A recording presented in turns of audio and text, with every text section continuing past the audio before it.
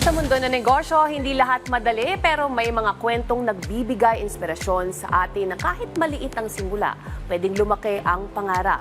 At yan ang pinatunayan ng business owner na bibida ngayong araw. Para alamin ang kanyang kwento, panoorin natin dito sa Negosyo Tayo.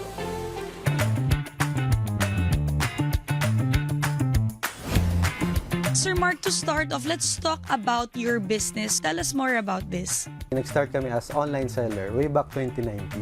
2 years kami nagbebenta ng mga coffee beans, tapos unti-unti naming nakaipon para sa first branch namin. And luckily, nagkaroon kami ng mga franchisee along the way. So you've mentioned year 2019, right before the pandemic. So when the pandemic hit, how did you stay afloat? Ang pinaka natutuwa ako doon sa nangyari, nasanay kasi kaming mag-post online. So, yung pagpo-post namin online, hindi namin ina-expect na yun pala yung magiging susi namin doon sa aming paglago. And of course, you're also offering franchise, right? So you're also into franchising. Can you tell us more about this? Ano bang advantage pagdating sa franchise business? Ang franchise kasi, parang ikaw na yung nag-set ng standard. Hindi na mangangapa yung mga mag-start ng iyong business. And of course, yung marketing strategy. Kasi So there's a marketing plan already and they just need to follow it. And of course, you also offer training para dun sa mga franchisees. nakakatuwa kasi may mga franchisee ako na nag-resign na sa work, nag-full-time na dun sa business, meron ng 4 ang branches. So, ang role ko naman dito as a franchisor ay big brother nila ako na mag-guide kung paano nila magagawa ng tama yung business. Are there any challenges or struggles along the way while building this business of yours? Yeah, ma-share ko lang kasi nung nag-start kami, 13th month pay namin yung natanggap namin sa puhunan. So, ibig sabihin, yung meron kami, binuhos na namin nung time na yon. Pinaka-risk namin is we have full-time kasi that time. Pinaka-mahirap yung siyasabay mo siya habang nagtatrabaho.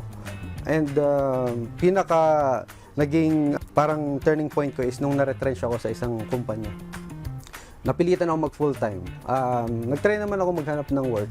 Pero sabi ko, baka ito na yung calling ko, mag-business. What are your advice or I guess tips dun sa mga aspiring entrepreneurs who also, wants to enter in this kind of business? Siguro mag-start kayo ng small. Huwag kayo agad sumugod ng ito, malaki na agad yung puhunan. Kasi kapag nandun agad kayo sa malaking puhunan, mas malaki yung risk. I-manage nyo lang yung expectation nyo kasi ang business hindi agad-agad yan nagsasucceed. Kami, 6 years na kaming nagbi-business and after 4 years lang namin naramdaman na okay na. So, wag agad-agad ito-todo kung ano yung meron. Natutuwa po ako na kahit papaano, yung mga barista namin ay nagkakaroon ng opportunity habang lumalaki din yung company namin. Proud ako na yung unang na-hire ko bilang barista ay kasama ko pa rin hanggang ngayon. And sana, tuloy-tuloy lang yung support sa locals kasi iba sa mga beans namin ay galing sa Benguet. Dito kami nag-start, lahat ng source namin ay from Atok. Ang tunay na tagumpay ay hindi sa pag-abot ng mga pangarap, kundi pagtulong sa iba na maabot din nila ang kanilang pangarap. Yan po ang aral na ibinahagi sa atin ng business owner na si Mark Vasquez. Kita-kits po sa next episode mga kanegosyo dahil marami pa kaming business stories na ibabahagi sa inyo. Kaya naman tara, negosyo tayo!